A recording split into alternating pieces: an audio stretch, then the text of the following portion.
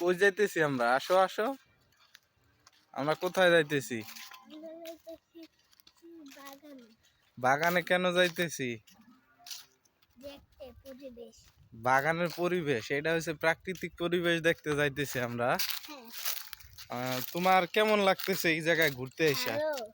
ভালো লাগতেছে? হ্যাঁ, বেশি ভালো লাগতেছে। আমি তো ঘুরতে যাব আমার মামার সাথে।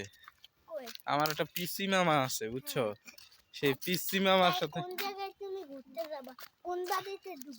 আমি কোনো বাড়িতে ঢুকবো না, আমরা আসছি একটা জঙ্গল। এই যে দেখেন সবাই, আমাদের সাথে আছে আমার একমাত্র মামা উমর মিয়া।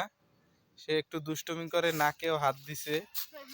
আশেপাশের পরিবেশ কতটা সুন্দর সকলেই দেখুন, অনেক সুন্দর একটি জায়গা, মনোরম একটা পরিবেশ। যে পরিবেশে আসলে আমাদের সব সময় আসা হয় না। আমাদের বাসার পাশেই এটা, কিন্তু বাসার পাশে বলে আমরা একটু অবহেলা করতাম, কিন্তু আসলে এখানে এসে দেখি যে জায়গাটা খুবই সুন্দর, জায়গাটা খুবই মনোরম একটা পরিবেশ।